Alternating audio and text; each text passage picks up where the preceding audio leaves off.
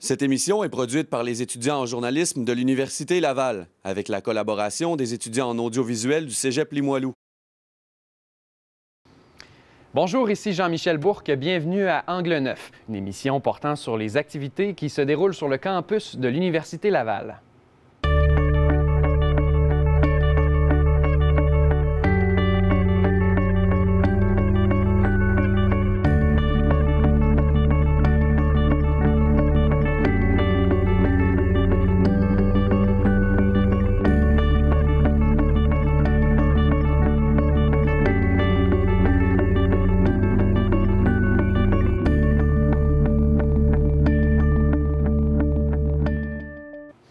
Cette semaine, nous parlons d'abord d'une bibite que vous connaissez bien, la bibite à patates. Des chercheurs ont trouvé un moyen de la chasser.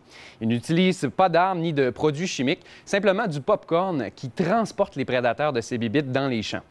Nous nous sommes vite habitués aux nouvelles technologies pour transmettre nos messages ou faire nos travaux. Le courant est répandu dans les écoles où les tableaux technologiques ont pris la place du bon vieux tableau vert. Ce virage est-il trop rapide pour la formation des enseignants? Le PEPS a présenté récemment le championnat national de volley-ball féminin. Nos porte-couleurs se sont rendus en finale. Au-delà de l'exploit sportif, cet événement a suscité la curiosité et l'attrait des cégepiennes intéressées à poursuivre leurs études universitaires tout en pratiquant ici leur sport à un haut niveau. Les étudiants mangent souvent sur le pouce entre deux cours. Ils se soucient de leur saine alimentation, mais ne réussissent pas toujours à faciliter la confection de leur menu. Les étudiants en nutrition ont préparé et distribué des boîtes à lunch saines et pas compliquées.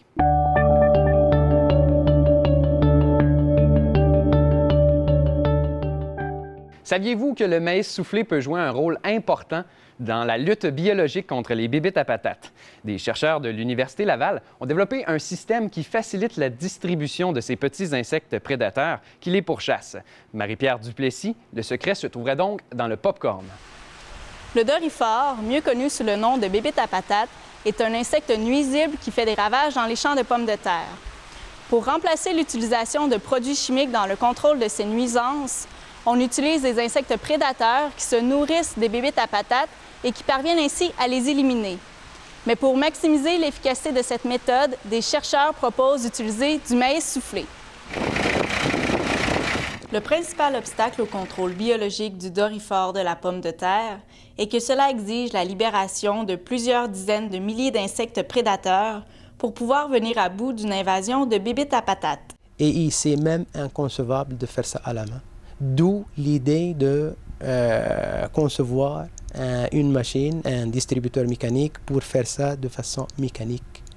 Toutefois, ces insectes prédateurs, qui mesurent à peine 3 mm au stade de larve, sont très fragiles. De plus, il est difficile de les relâcher dans les champs puisqu'ils ont le réflexe de s'accrocher aux parois des récipients dans lesquels ils se trouvent. On a essayé d'agiter le contenant, on a essayé de taper sur le contenant, on a même laissé tomber le contenant, mais il s'accroche, le prédateur s'accroche de façon très ferme. Mohamed Kilifi et ses deux étudiants-chercheurs, les frères Yannick et Sylvain de la Durantais, ont alors pensé à utiliser un matériau auquel les insectes pourraient s'agripper afin d'agir d'intermédiaire entre le contenant et le sol. On a essayé du brin de scie, des copeaux de bois, on a essayé de la vermiculite pour finalement, de fil en aiguille, arriver avec l'idée d'élever, transporter et épandre les insectes prédateurs dans des contenants avec du pop-corn. Le maïs soufflé a l'avantage d'être léger, peu coûteux et de se biodégrader facilement. Les petits insectes prédateurs se cachent et s'agrippent instinctivement dans les cavités du pop-corn. Ils tombent alors au sol en même temps que celui-ci. Le seul point négatif à venir jusqu'à maintenant, c'est être capable de développer un réseau de distribution et de production de ces insectes prédateurs-là à grande échelle et le coût de ceux-ci qui doivent être quand même compétitifs sur le marché. Les frères de la Durantais ont déposé un brevet avec l'Université Laval pour leur invention. Ce projet leur a valu le premier prix en 2010 de la bourse Pierre Péladeau pour jeunes entrepreneurs, d'une valeur de 50 000 $. La méthode la plus répandue pour lutter contre les bibites à patates demeure l'utilisation d'insecticides. Toutefois, la lutte biologique a l'avantage d'être non dommageable pour l'environnement et la santé humaine. Marie-Pierre Duplessis, à l'Université Laval. Les nouvelles technologies ont fait leur entrée dans le monde de l'enseignement. Désormais, les tableaux interactifs iPad et ordinateurs portables sont des outils sur les bancs d'école. Les étudiants en sciences de l'éducation sont-ils bien préparés à ce virage technologique? Gwendoline Cuvelier est allée voir. Fini le temps de la craie blanche sur le tableau vert. Les nouvelles technologies ont chamboulé les pratiques d'enseignement. Le tableau interactif semble être l'outil pédagogique indispensable aux enseignants de 2011. La plupart des écoles québécoises l'ont déjà adopté. Mais les changements sont tellement rapides que l'Université Laval a du mal à suivre. Les élèves du primaire sont pratiquement nés en même temps qu'Internet.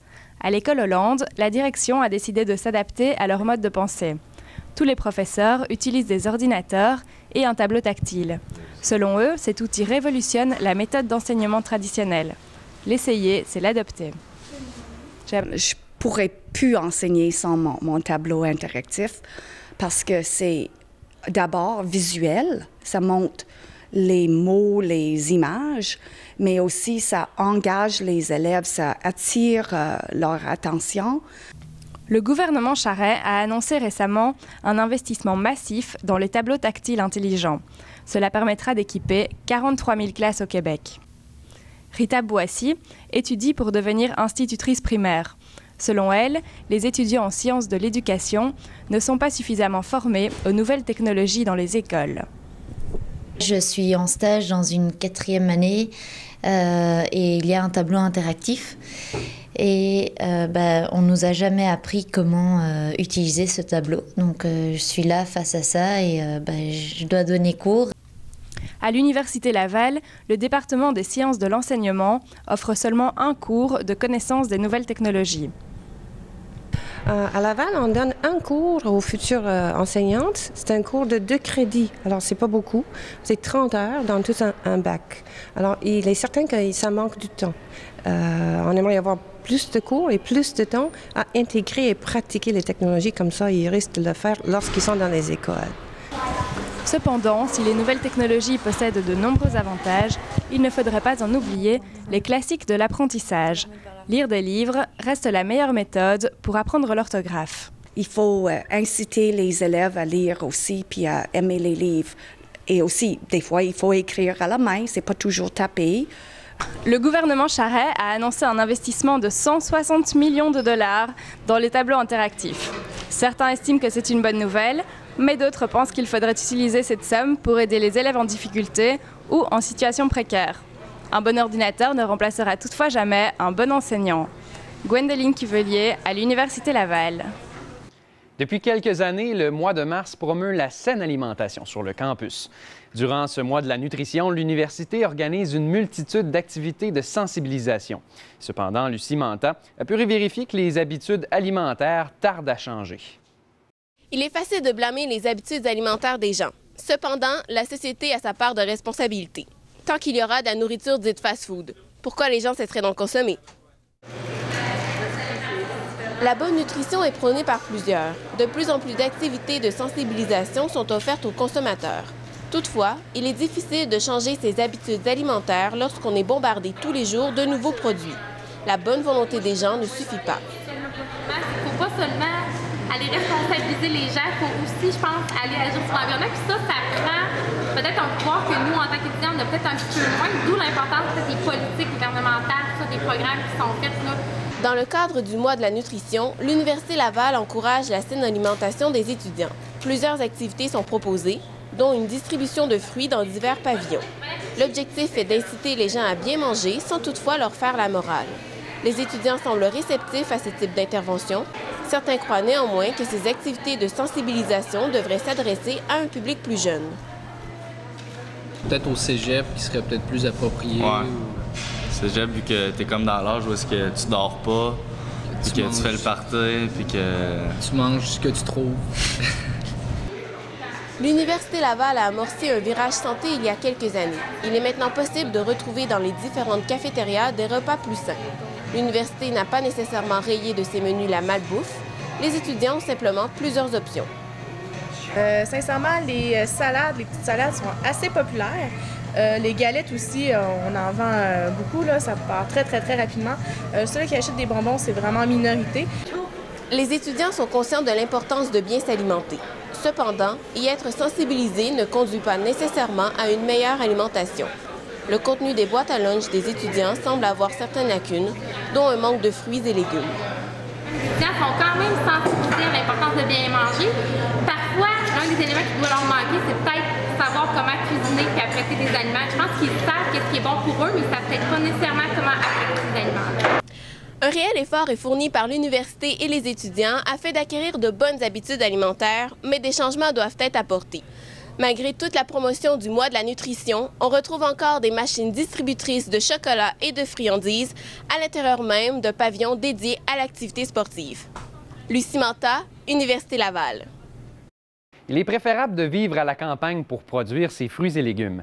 Cultiver un jardin en ville, c'est possible aussi. On appelle ça l'agriculture urbaine. Ce concept, qui n'est pourtant pas nouveau, gagne en popularité depuis quelques années et l'importance de ce type d'agriculture a d'ailleurs fasciné Marie-Ève Cloutier.